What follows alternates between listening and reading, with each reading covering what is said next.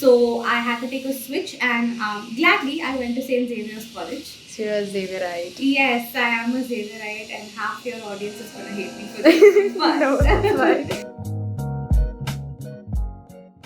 Welcoming everyone to another episode of Nothing But the Tea.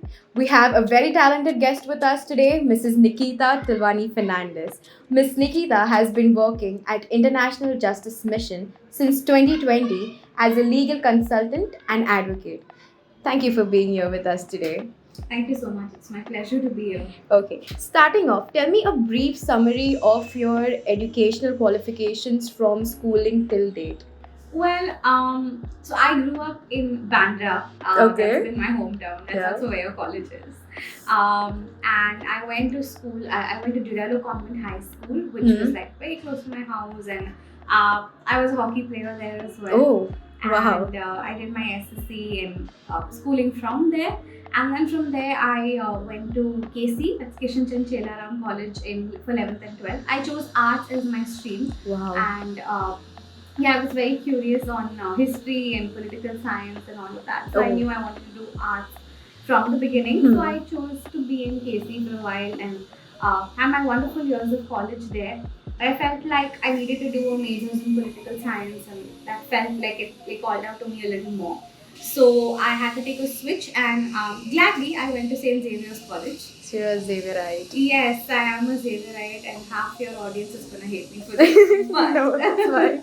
I went to Xavier's for the next 3 years, and I graduated from there in about 2014. Okay. And while I was in Xavier's, I felt like it's that time of your life where you have to choose a career. A path career, and yeah. what you need to do. Everyone goes through that. Exactly. So I was in a conundrum, but then I kind of weighed my pros and cons and felt like law was the subject for me. And after a lot of thought about whether I'd want to move out of Bombay or be in Bombay itself and study, I chose to be in my home city. That's where your comfort lies. Exactly, absolutely. That's where home is, that's where family is, and Bombay has one of the best law firms and everything else as well. So I went to Government Law College, which is in Churchgate, and I did the 3-year course there. Okay. And that's where I got my exposure to different kinds of law, from taxation to general to contract to environment, everything. But I had a special interest for criminal and human law. rights law. Yeah. So that's where I headed towards, especially in my final year. And then from there on, I started working, and that's my Here journey you are in today. education. Yes. Okay, so what made you choose this profession, or was it a calling, or did you see someone working for the International Justice Mission and then you thought, you know what, I want to join this or something? Yeah, that's a wonderful question. So while I was a teenager, I felt like there was such a need for people to work for, especially women and children. And that's when I knew my heart was there. It was almost like a burden on your heart, and you knew you had to do something about it. Yeah. So I always knew that I wanted to work for women and children and do something in that career path. And so every other choice I made was kind of fell in line with that, whether it was political science or whether it was even law. So when I went to law school, I didn't really know of NGOs that work for human rights or anything like that. I just started my journey saying, okay, you know what, let's just figure this out and see where this takes It will happen eventually. Precisely, yeah. And then I stumbled across a particular person who worked in an NGO and said to me that my office has, these lawyers also who work there. Why don't you come and check it out? And it started with a 1-month internship at this NGO, and I knew, I think I just entered the second or the third day as an intern. And it was an unpaid internship. It was difficult. It was, even traumatic, right? The cases can be traumatic. But I just knew this is the career path I had to take. Okay, so you started at a very young age for this? Like, I mean, early 20s, if that's considered young. okay. That is pretty young. So, which was the most satisfying moment in cases that you've held till date? Like, Yeah. that amazing feeling that, oh, you won something or something like that. Oh wow. I think that could have been one of the first cases I handled completely on my own. So that time I was working, I started my career in 2017 when I was working with an organization called Justice Ventures International, or Okay. JVI. Yeah. And over there, we had this case that we got of a 9-year-old girl who was brutally, raped and raped multiple times. Okay. And the moment we took over her case as an NGO, it had already kind of progressed a little bit. And this family really needed help because the accused was somebody who was kind of influential in the area and all of that.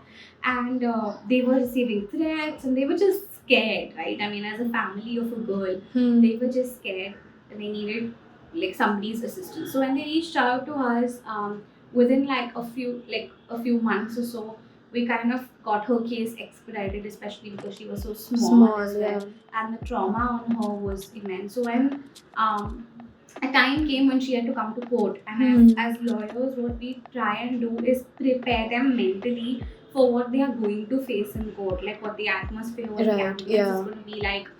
Who's going to be asking you the questions, because these are all strangers to them and they shouldn't feel like they cannot lost. share anything Exactly. or something. So while I was just kind of helping her and preparing her and telling her things like, you'll have to name the accused, you'll have to probably identify him as well, it just traumatized her completely. So she just like took a pen, and we also keep like some supplies, child friendly stuff around, like a paper and colors and this and that.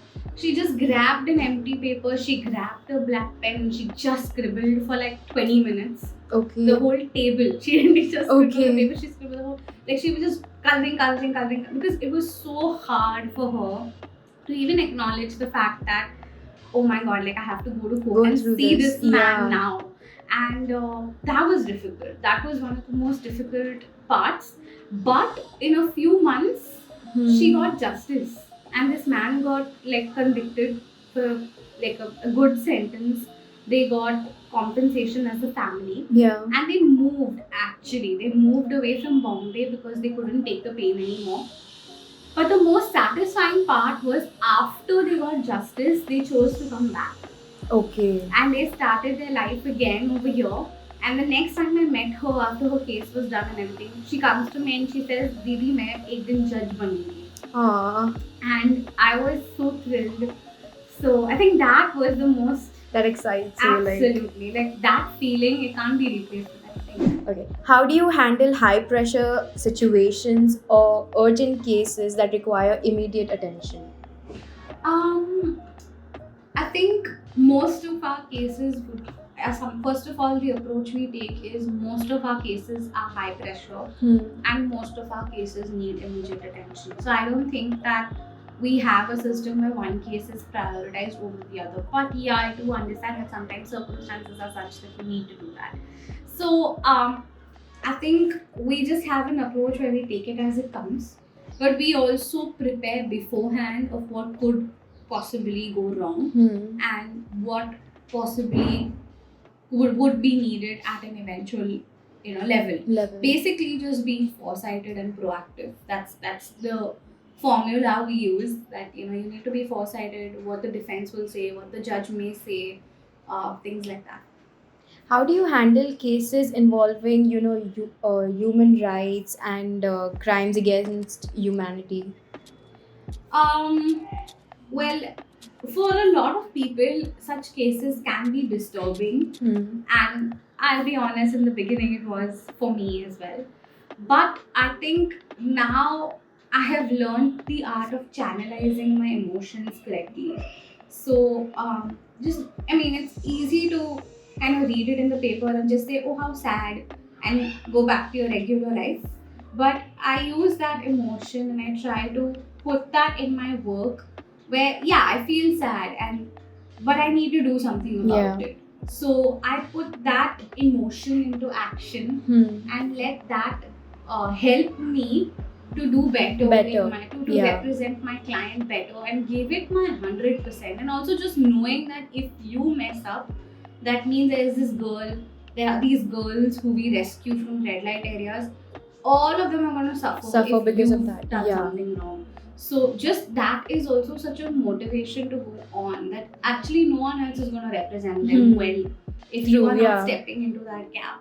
So you need to. And yeah, that helps. Can you tell us about that one challenging case that you worked on and how you approached it? Well, quite a few there, but Okay. I think one of the most challenging cases was when we tried to rescue some girls from a red light area, but it was so difficult because the accused were getting to know that we were going to come there with the police. Okay. And so they were just kind of hiding their girls somewhere so that they were not to be found. And they were just pretending that, oh no, we just stay here. We're running we have a catering business. We just cook some food and all of that.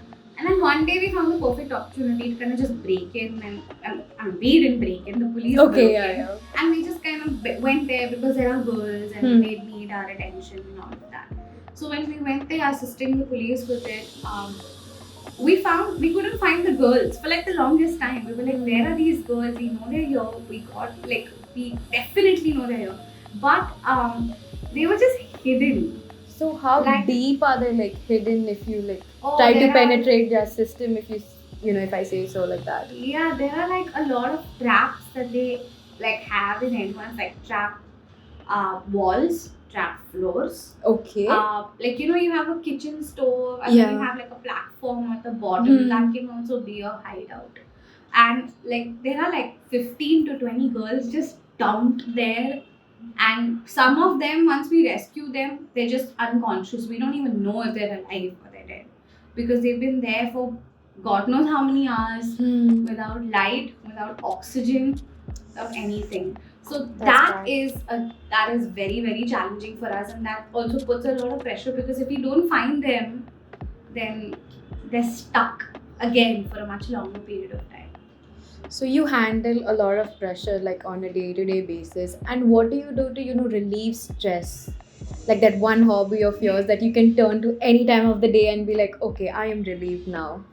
Yeah, I listen to music. Okay, so you're a musical person? Yeah, definitely. I listen to music. I go for a walk. I dance sometimes. Oh wow. So that helps me, just relieve the stress. Okay. How do you ensure that you are always acting in accordance with local laws and regulations when working on international cases? Oh, that's a brilliant question. Thank you. And honestly, because international laws are so different, right?